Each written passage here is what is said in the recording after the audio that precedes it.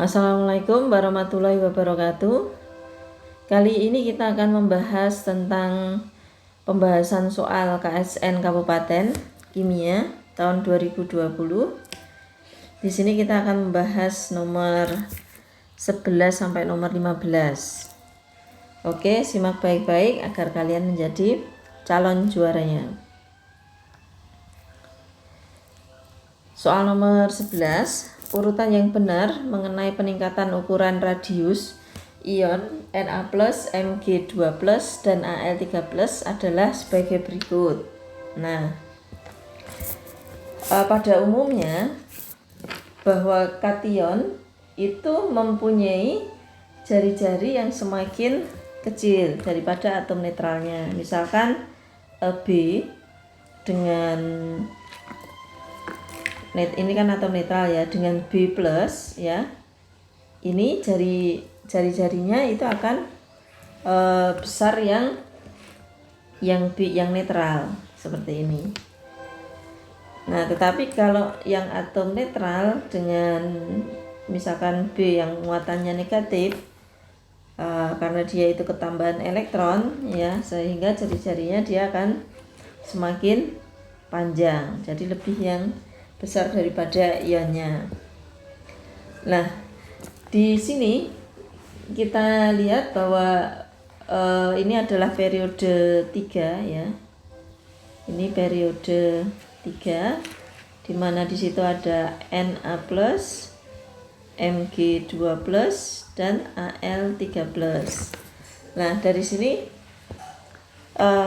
jari-jari atomnya itu semakin ke kanan itu semakin kecil ya, karena ini bentuknya kation, ini semakin kecil. Jadi karena jari-jari kation dari unsur seperiode dari kiri ke kanan itu semakin kecil ya, jari-jari kationnya,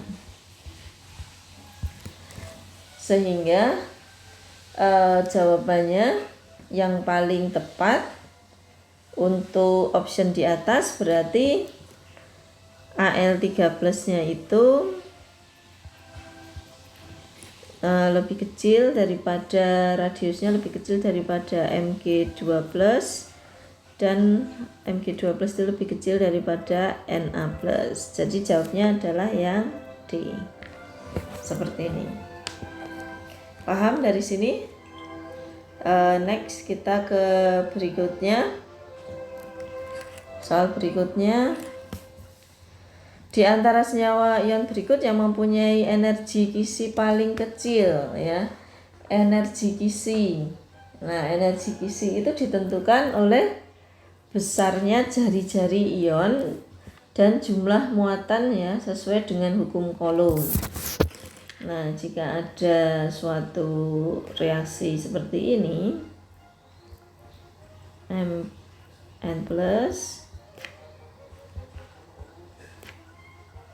Mn, kemudian ini gas, nah dia akan menjadi Mn Xn. Nah, seperti ini. Nah, ini plus energi Kisi. Nah, rumusnya dengan menggunakan hukum Coulomb ya, dengan menggunakan hukum Coulomb, nah itu E sama dengan K kalikan Hi1 kalikan Hi2 dibagi dengan D. Nah, Hi ini kan muatan nih, Hi-nya ini adalah muatan, sedangkan D-nya ini adalah jarak antar ion ya. Jadi semakin besar muatan ya, muatannya ini semakin besar dan semakin kecil jari-jari ionnya ini semakin kecil ya, maka akan menghasilkan energi Kisi yang besar. Nah, tetapi sebaliknya semakin kecil muatan ionnya ini semakin kecil, kemudian jari-jarinya ini semakin besar, Ini akan menghasilkan energi kisi yang lebih kecil.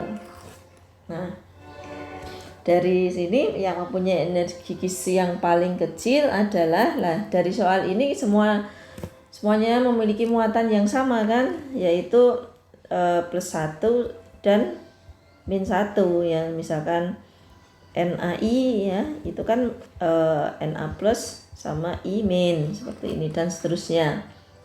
Nah, dengan demikian untuk menentukan energi kisi itu hanya jarak antar ion, karena ini sama semua muatannya +1 -1, sehingga yang menentukan itu adalah jaraknya ya.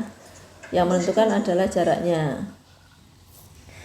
Jadi semakin besar jari-jari ion, maka semakin kecil energi kisinya ya. Jadi semakin besar jari-jari ion, maka akan semakin kecil energi kisinya. Nah, dari sini jari-jari yang paling besar itu siapa ya? Yang paling kan dalam satu periode dari atas ke bawah itu, ini kan golongan 1 ya, Lina, Karo, Ruby, CS, Faya ya itu ya. Berarti yang paling ke bawah itu kan CS itu. Itu kan CS ya. CS-nya plus ini jari-jarinya ini terbesar. Ya. Demikian juga jari-jari Imin. Ya, Imin ini juga terpendar ya dibanding ion yang ada dalam perbandingan soal di atas ya. Sehingga diperkirakan bahwa energi kisi terkecil itu adalah CS Imin. Nah, seperti ini. Jadi jawabnya adalah E. Dari sini bisa dipahami. Next ke soal berikutnya. Jenis orbital atom C yang diberi tanda pada senyawa berikut ini adalah, nah dari sini kayak gini, soal ini sering sekali muncul ya di ujian nasional yang tahun kemarin, kok ujian nasional KSN yang 2019 itu ya, ini juga muncul gitu. Ini muncul di tahun 2020 lagi. Nah, ini yang mudah diingat mengenai orbital hibrida ini berarti jumlah ikatan setiap atom ya. Jumlah ikatan setiap atom tanpa memperdulikan apakah ikatan itu tunggal, ganda atau triple ya, semua dianggap sama. Jadi kalau ada dua domain ikatan, lah ini berarti orbital hibridanya, itu berarti SP ya.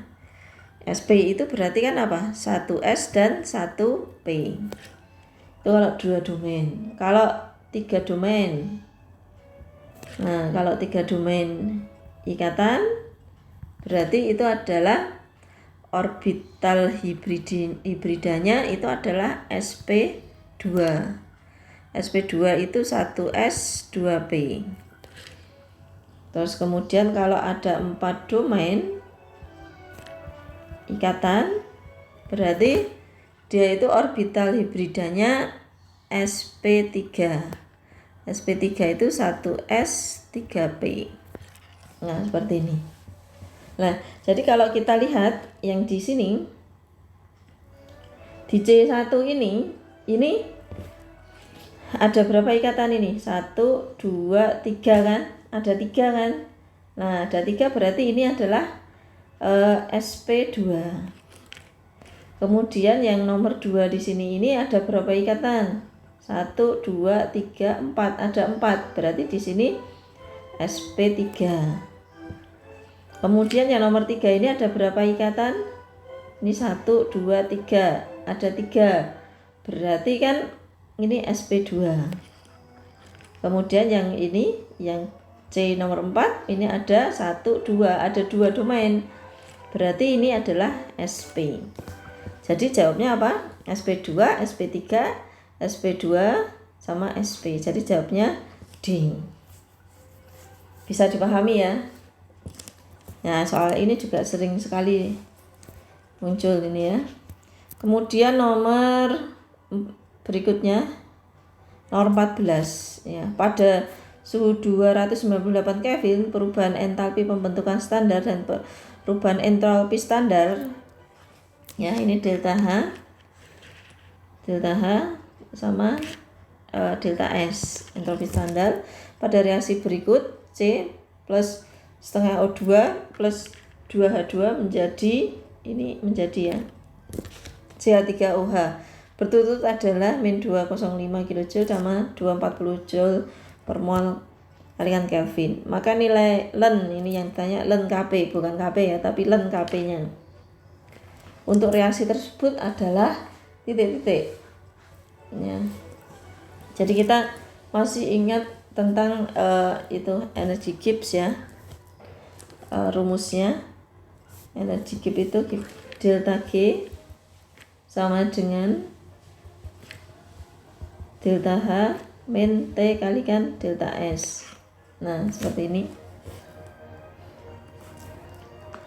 Nah kemudian kita jabarkan ya bahwa delta G itu kalau kita jabarkan ya, jadinya itu adalah min, karena delta G sendiri itu kan min RT Len Kp. Nah seperti ini kita masukkan ke sini, min RT Len Kp, sehingga sama dengan delta H standar T kalikan delta S. Nah kemudian kita masukkan ini ya, Len Kp, sehingga rumusnya ini delta H min T kali delta S dibagi dengan min RT. Nah kita masukkan angka-angkanya. Delta H-nya tadi min 205 ya, dikurangi dengan suhunya 298 Kelvin dikalikan 240 dibagi dengan min RT ya. Min R-nya itu 8,314 dikalikan dengan 298 suhunya, sehingga ketemu min 276.520 dibagi dengan min 2477572, sehingga ketemu 111,6. Nih jawabnya ya. Jadi nilai Len Kp-nya 111,6. Nih jawabnya C. Paham dari sini? Next berikutnya ada soal, perhatikan grafik energi reaksi hipotesis berikut ya. Nilai energi yang mengalami perubahan bila ditambahkan katalis ya, berarti kalau penambahan katalis itu kan akan menambah ya, penambahan katalis ini kan akan mengubah energi aktivasi ya, energi aktivasi menjadi lebih rendah ya, merubah energi aktivasi menjadi lebih rendah. Nah jadi dari grafik energi aktivasi per reaksi itu ditunjukkan di nomor 1 ya, dan energi aktivasi produknya itu ditunjukkan pada nomor 3 ya. Jadi kalau ini ditambahi katalis, maka grafiknya itu kan akan gini ya kan, akan turun kan ya. Ini kan energi aktivasi di EA nya ini akan turun, terus yang di produknya ini energi aktivasinya dia juga akan turun ya, jadi segini kan. Dia akan jadi segini ya, ini akan jadi ini ya. Jadi yang mengalami perubahan ya, itu adalah